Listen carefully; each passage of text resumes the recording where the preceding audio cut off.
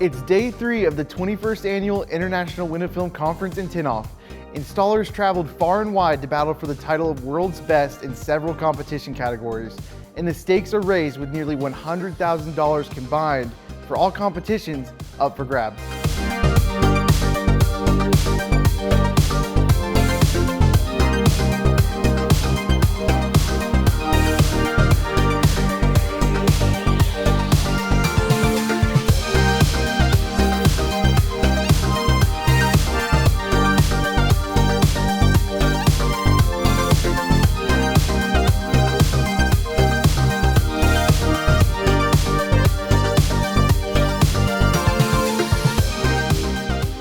We're here with Kyle Murdock, who won first place in the paint protection film competition.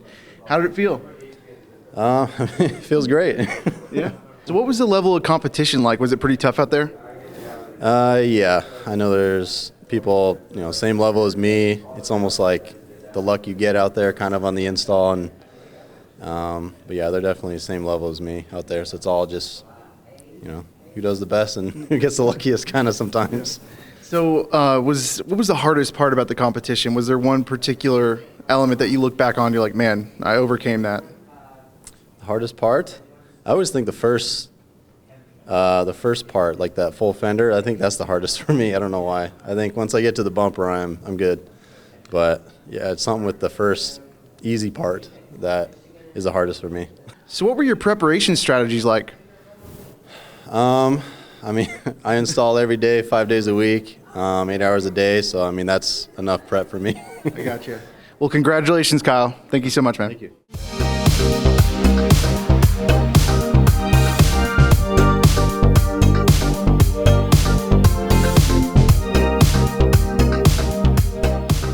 We're here with Brent and Kitness, who just won the decorative film competition.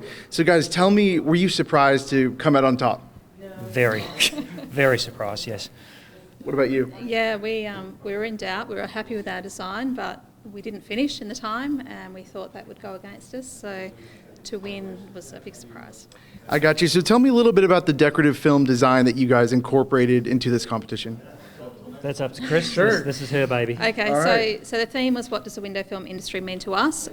We allocated a sub-theme of from little things, big things grow. So when Brent started the business back in 2005, it was a very small business with only himself and his best mate. So our entry actually had 2 sides that told a different story. So the first side told about our small beginnings, and it had a picture of a house and a man sitting down and watching TV. And on the reverse side of the other story is where we are now. Trains coming through the middle of the picture, which represents an ongoing contract we've had for 15 years with a customer who does all the metropolitan trains back in Perth, Western Australia, and that represents loyalty. So they've been loyal to us, we've been loyal to them. The second element was the LNG tanker, which was a big job we did a couple of years ago, and it was a really big project. It was a real out-of-the-box project, and that represents a reputation we've developed for doing things out of the box. And the third element was the cityscape behind. The cityscape is the Perth cityscape, so it's our hometown. There's a black swan on the river, that's our state emblem, and it represents the bigger jobs we do now that we have the capacity to do now because we have a bigger team. So that's where we are now. That's incredible. That's an incredibly detailed project. That is a lot of good information. Yeah. So, tell me, was it fun competing? Did you guys enjoy that process?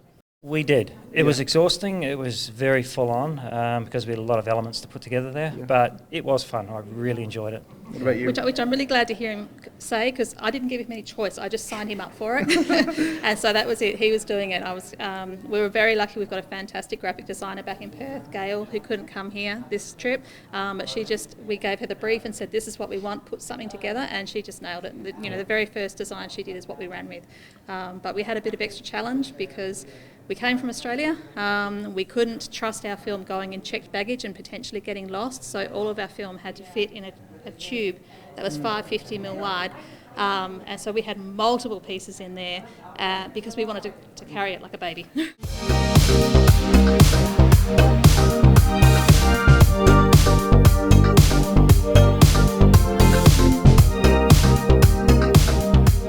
We're here with Joshua Miller, who just won the Architectural Tint-Off. Joshua, tell me, were you surprised to win? Yes. I was confident in my work, but there is so many just really skilled installers here that I've got to know over the years that I respect a lot. So it was, Did you have any specific, preparation strategies, or just working every day? Does that help you? Yeah, I install flat glass every single day, so that definitely helps. And I definitely feel a lot more comfortable now that I've come and competed a couple times. You wouldn't think it, even though you do this all day, every day, but as soon as there's a timer on and a crowd, you get pretty nervous. I didn't feel that too much today, so I was able to just kind of work normal, so that helped. That's great. So how many competitions is this for you now? I don't even know. It's 5 or 6-ish. I don't know. Yeah, maybe 7. My brother has won this twice, and one year he took first, I took second, and he barely beat me. So him not being here, I felt a little bit more confident because he's definitely the best window tinter I've ever seen in my whole life. So I'm not even close to as fast as him. He's better than me. So I felt good about him not being here.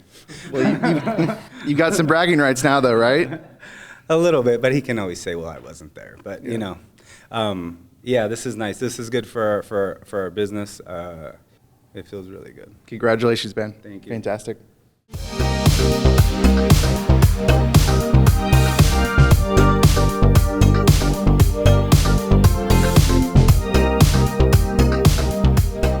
We're here with Jason Teasley, who just won the Automotive Tint-Off.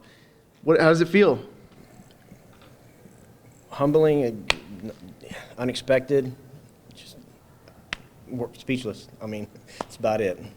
So what was the most difficult element of the competition for you? Competing against every one of these good guys. I mean, there's so many extremely good tenders that came out this year, and I had no clue I was going to be in this position. I said, I'm just blessed to be here, to compete against these guys and learn stuff that they're teaching, and you're always picking up tricks and stuff, like every year. That's fantastic. And so do you plan to compete in any other divisions next year, or come back for another gold in Automotive Tint-Off? Yeah, I might as well try, see what happens next year. I mean, it's anybody's game. I mean, it's all about what you can do that day. Yeah. So what's the key to, coming home with gold? I mean, what are the key elements? Really just staying calm. I just think that's the biggest thing. Nerves get a lot of people, and especially myself. I'm not good around crowds or people, so just being able to stay calm, I think, is your number one thing that's gonna set you off to the next round. So prior to the competition, did you have any preparation techniques that aided this victory? Yes, definitely. Of course, lots of praying, but I got to put my earbuds in, crank up the tunes, zone out, be one with the window. I like it. What music are we listening to? Casting Crowns Radio, actually. So I like it. Day 3 also delivered the event's first ever career day, which showcased an impactful industry to a whole new audience.